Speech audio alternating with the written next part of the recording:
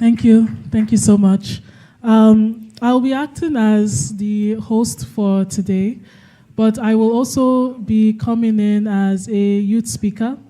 My mom asked that I do a little presentation on kind of the youth side of this conversation about the inner voice.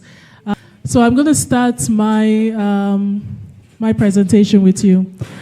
This is called The Art of Community, or The Art of Communicating. I'm going to say next.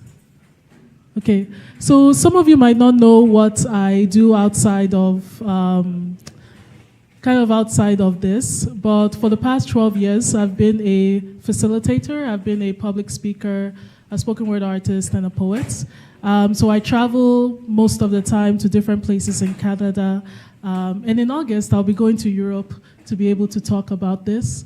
And most of what I do is talking about what it's like to be kind of a young artist in the world, and what it means to deal with mental health, to deal with community in a healthy way, especially for this time and age and this time and place right now.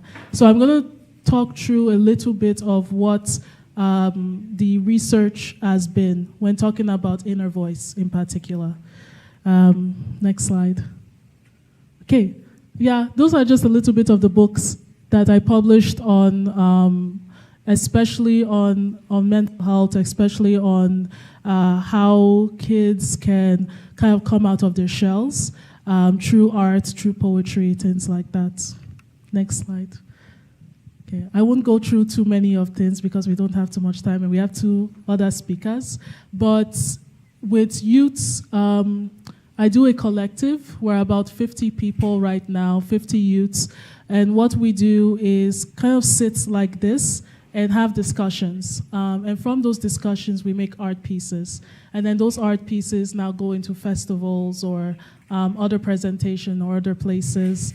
So BIPOC Got Talent is a good example of using, your voice in a productive way. Thank you. Yeah, so this is workshop facilitation too. I don't know if anyone really has gone to any art workshops. Raise of hand if you have gone to art workshops.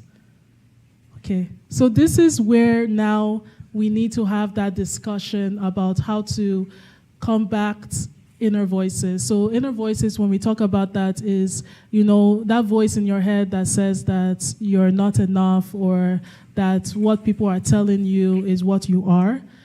People do not have ways to outlet it, to take what is inside and put it out into the world.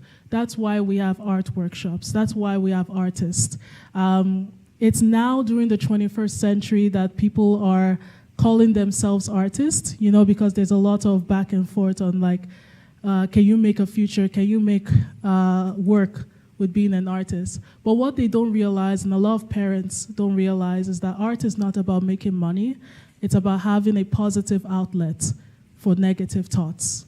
And by erasing that part of a person's life, you're erasing something that could help them not become depressed or suicidal. So all of these workshops that I do are for youths, are for people that are young, are for adults that need that outlet in their life. Okay. So you can see some of the pictures of people that have created art with me, created poetry with me. And the poems that they've written are about, things that are going on in their life. They don't have to go into big details about it, but I know that when they enter the space, they leave in a better mindset, and that's what's important. Thank you. Okay, I'm going to go into some of the hard conversations that we have during those focus groups in particular. Again, when we are thinking about inner voice, it's important that you take it from the inside out. So what are some of the conversations that I've had with people over the years about inner voice? Thank you. Okay. So one thing that I make sure for people that have not really had, they've not gone into things like therapy, they have not gone into things like, oh, I have these negative thoughts, I don't know what to do with them. I try to kind of narrow it down for them so that it's a lot easier for them to understand. For some reason in our culture, we do not talk. We don't like talking about any of the things going on in our mind, going on in our brain. So then how do you start that conversation with people, you know? So I try to break it down with them. For example, microaggressions. I'm just going to read what it is. So microaggressions are everyday verbal, nonverbal, or environmental slights, snubs, or insults, whether intentional or unintentional, which communicate hostile and negative message to target a person based solely upon their marginalized group membership. So that can mean, you know, with racism, for example, I think everyone here, we have encountered some kind of microaggression over our time here in Canada. Think so? Yeah? I'm seeing nods. But people do not know what that name is. They don't think racist, but they don't think about microaggressions. They don't think about micro insults. Do you know that in our daily lives, it's not just people outside of our marginalized group, but it's ourselves even that we are creating that microaggression? You know, by saying one thing or another to someone else, we are creating that space where insults are allowed, where insults are you know, given to kids nonchalantly without knowing that it's affecting them in some way or another. So that's microaggressions. So with youth in particular, especially in the 21st century, a lot of like adults coming in, especially those that are coming in from a different country, coming into Canada, the kids are having a much more different experience than you will ever have.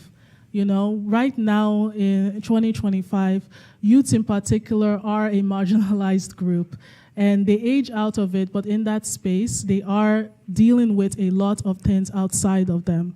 So what microaggressions are youths experiencing in their early life?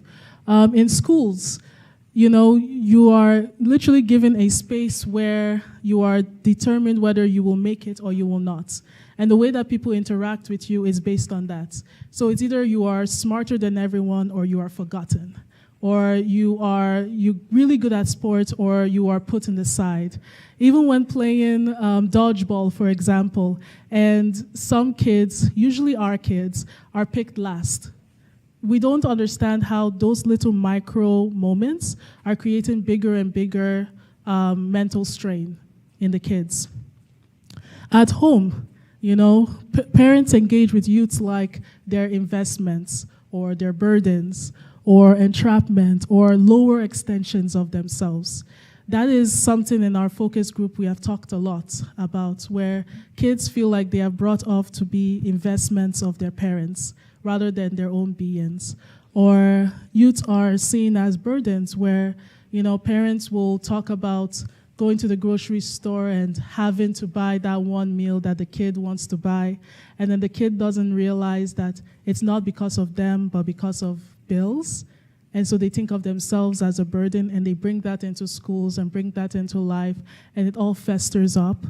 Online. So I'm not going into the stance of internet is bad, because it's actually becoming a twist.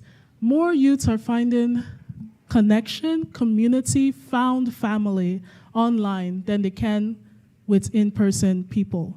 You know, when you're dealing with micro insults every single day of your life, and then you're playing video games and your friends are there and they're in the chat and everybody is laughing and having fun, to the outside world, it looks like they're not having in-person interactions, but they're finding a community online.